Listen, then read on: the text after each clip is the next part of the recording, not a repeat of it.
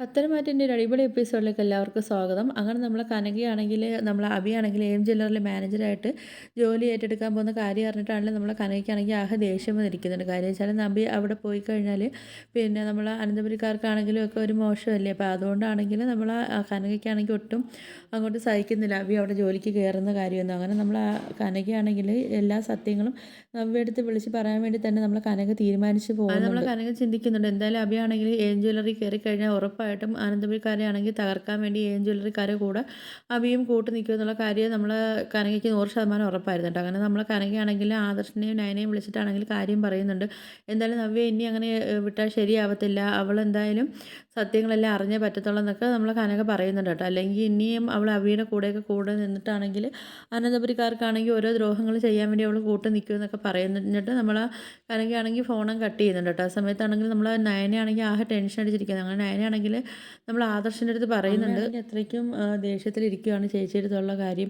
ഇപ്പോൾ അഭിയാണെങ്കിൽ അവിടെ ജോലിക്ക് കയറുന്നതെന്ന് പറഞ്ഞപ്പോൾ തന്നെ അമ്മയ്ക്കാണെങ്കിൽ ഒട്ടും സഹിക്കുന്നില്ല. അമ്മയാണെങ്കിൽ ദേഷ്യത്തിരിക്കുക. അമ്മ എല്ലാം കൂടെ ചേച്ചിയുടെ അടുത്ത് വിളിച്ച് പറയുമെന്നുള്ളൊരു ടെൻഷനും കാര്യങ്ങളും ഉണ്ട്. നമുക്കാണെങ്കിൽ ഒരു കാര്യം ചെയ്യാം, നമുക്കാണെങ്കിൽ അങ്ങോട്ട് പോയാലോ എന്നൊക്കെ നയനയാണെങ്കിൽ ആദർശിൻ്റെ അടുത്ത് പറയുന്നുണ്ട് കേട്ടോ. അപ്പോഴത്തേക്ക് നമ്മൾ നയന പറയുന്നുണ്ട് എന്തായാലും നമ്മൾ അവിടെ ചെല്ലുമ്പോഴത്തേക്ക് അമ്മയാണെങ്കിൽ ചേച്ചിയുടെ അടുത്ത് എല്ലാ കാര്യങ്ങളും അമ്മ പറഞ്ഞിരിക്കും എന്നൊക്കെ പറയുന്നുണ്ടെന്ന്. അപ്പം ആദർശ് പറയുന്നുണ്ട് ശരി എന്നാൽ വാ നമുക്ക് അങ്ങോട്ട് പോകാമെന്ന് പറയുന്നുണ്ട്. നവ്യാണെങ്കിൽ ഒന്ന് ദേവേൻ്റെ അടുത്താണെങ്കിൽ പറയുന്നുണ്ട് അമ്മായി നവ്യാണെങ്കിൽ എല്ലാ സത്യങ്ങളും പറഞ്ഞാൽ പിന്നെ അറിയാമല്ലോ, അവളാണെങ്കിൽ എന്നെ വെച്ചേക്കത്തില്ല എന്ന് പറയുന്നുണ്ട്. ആ സമയത്താണെങ്കിൽ നമ്മൾ ദേവേനാണെങ്കിൽ കൂളായിട്ട് പറയുന്നുണ്ട് എന്തോ ചെയ്യാൻ, അവൾ നിന്നെ തല്ലിക്കൊല്ലും അത്രയല്ലേ ഉള്ളെന്നൊക്കെ നമ്മൾ ദേവേനാണെങ്കിൽ ഇങ്ങനെ ഒരു നിസ്സാരമായിട്ട് പറയുന്നുണ്ട്. അപ്പോഴത്തേക്ക് ഇത് കേൾക്കുന്നത് നമ്മൾ അഭിയാണെങ്കിൽ ഷോക്കായിട്ടൊക്കെ അഭി നിൽക്കുകയൊക്കെ ചെയ്യുന്നുണ്ട്. പിന്നെ അതിനുശേഷം ആണെങ്കിൽ നമ്മൾ നവ്യാണെങ്കിൽ കനകയെ വന്ന് കാണുന്നുണ്ട് കേട്ടോ. അപ്പോഴത്തേക്ക് കനകയെടുത്ത് നവ്യ ചോദിക്കുന്നുണ്ട് നിങ്ങളെല്ലാവരും കുറേ നാളുകൊണ്ട് കുറേ അച്ഛനും അമ്മയും ബാക്കിയുള്ളവരെല്ലാം കുറേ നാളുകൊണ്ട് എൻ്റെ അടുത്ത് എന്തോ ഒരു കാര്യങ്ങൾ ഇങ്ങനെ ഒളിപ്പിച്ച് വെച്ചിരിക്കുന്നല്ലോ, നിങ്ങൾ എന്താണെന്ന് വെച്ചാൽ എൻ്റെ അടുത്ത് കാര്യം പറ, നിങ്ങളിങ്ങനെ സസ്പെൻസ് ഇടാതെ അത് കാര്യം എന്താണെന്ന് എൻ്റെ അടുത്ത് പറയാൻ വേണ്ടിയൊക്കെ പറയുന്നുണ്ട്. കനക പറയുന്നുണ്ട് എന്തായാലും അത് പറയാൻ വേണ്ടി തന്നെയാണ് നിന്നെ വിളിച്ചതെന്നൊക്കെ പറയുന്നുണ്ട്. അപ്പോൾ ഇതൊക്കെ അറിഞ്ഞു കഴിഞ്ഞാൽ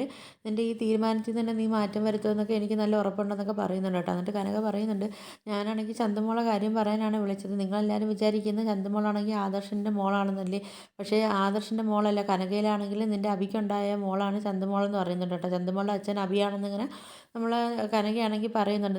കല്യാണത്തിന് മുമ്പാണെങ്കിൽ അഭിയും അനഘയാണെങ്കിൽ സ്നേഹത്തിലൊക്കെ ആയിരുന്നു. അങ്ങനെ അവർക്കുണ്ടായ കുഞ്ഞാണ് ചന്തുമോൾ എന്നൊക്കെ പറയുന്നുണ്ട്. കേൾക്കുന്ന നവ്യാണെങ്കിൽ ഷോക്കായിട്ടൊക്കെ നിൽക്കുന്നുണ്ട് കേട്ടോ. എന്നിട്ട് നവ്യ പറയുന്നുണ്ട് അമ്മയാണെങ്കിൽ ആവശ്യമില്ലാത്ത കാര്യങ്ങളൊന്നും പറയരുത്, അമ്മയെ നിങ്ങളൊക്കെ ഇപ്പോൾ അഭിയാണെങ്കിൽ ജ്വല്ലറിയിൽ ജോലി ചെയ്യാൻ പോകുന്നതെന്ന് പറഞ്ഞപ്പോഴത്തേക്കും നിങ്ങൾക്കൊക്കെ അവൻ്റെ അടുത്തുള്ള ദേഷ്യത്തിൽ കൊണ്ടല്ലേ നിങ്ങളൊക്കെ ഇങ്ങനെയൊക്കെ പറയുന്നതെന്ന് നവ്യയാണെങ്കിൽ കനകയെടുത്ത് ചോദിക്കുന്നു. അങ്ങനെ നമ്മളെ കനക ചോദിക്കുന്നുണ്ട് നിനക്ക് തെളിവ് കാണണമെന്ന് ചോദിച്ചിട്ടാണ് നമ്മളെ DNA റിസൾട്ട് ആണെങ്കിൽ നവ്യയ്ക്ക് എടുത്ത് കാണിച്ചൊക്കെ കൊടുക്കുന്നുണ്ട്. അപ്പോഴത്തേക്കും നവ്യാണെങ്കിൽ ഇങ്ങനെ കണ്ടിട്ടാണെങ്കിൽ ഷോക്കായിട്ട് നിന്നിട്ട് പറയുന്നുണ്ട് എന്തായാലും അഭിയെക്കുറിച്ച് എനിക്ക് കുറച്ച് സംശയങ്ങളും കാര്യങ്ങളൊക്കെ ഉണ്ടായിരുന്നു, പക്ഷേ അവൻ ഇങ്ങനൊരു കാര്യം ചെയ്യുന്നതാണെങ്കിൽ ഞാൻ സ്വപ്നത്തിൽ പോലും കരുതിയില്ല എന്നൊക്കെ പറയുന്നുണ്ട് കേട്ടോ. അങ്ങനെ നമ്മൾ നവ്യാണെങ്കിൽ കുറച്ച് നേരം ഒന്നും നമ്മളെ കനകെടുത്തൊന്നും ഒന്നും മിണ്ടാതെയൊക്കെ നിന്നിട്ടാണെങ്കിൽ അവിടെ നിന്ന് അങ്ങ് പോകുന്നുണ്ട് കേട്ടോ. പോകുമ്പോൾ സമയത്താണെങ്കിൽ നമ്മൾ നവ്യ ഒരു തീരുമാനമൊക്കെ എടുത്ത് പോകുന്നുണ്ട്. എന്തായാലും ഇനി അഭിയാണെങ്കിൽ കുറച്ചിട്ട് അവനായിട്ട് വട്ടം ചുറ്റിക്കണം എന്നൊക്കെ പറഞ്ഞിട്ട് ഒരു തീരുമാനമൊക്കെ എടുത്തിട്ട് നമ്മൾ നവ്യാണെങ്കിൽ അവിടെ നിന്ന് പോകുന്നുണ്ട്. നവ്യ ചിന്തിക്കുന്നുണ്ട് എന്തായാലും ഇനി അവനെ ഞാൻ അങ്ങനെ വെറുതെ വിടാൻ ഉദ്ദേശിക്കുന്നില്ല, എന്നെ അവൻ ചതിച്ചതാണ്,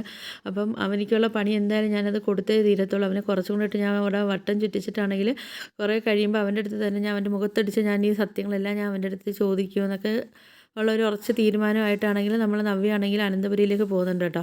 അപ്പം നിങ്ങൾക്ക് എൻ്റെ വീഡിയോസൊക്കെ ഇഷ്ടപ്പെട്ടുണ്ടെങ്കിൽ ഒന്ന് ലൈക്ക് ചെയ്ത് ഷെയർ ചെയ്ത് സബ്സ്ക്രൈബ് ചെയ്ത് ബെല്ലൈക്കൺ എനേബിൾ ചെയ്തൊന്ന് ഹൈപ്പ് ചെയ്തൊന്ന് സപ്പോർട്ട് ചെയ്യണേ.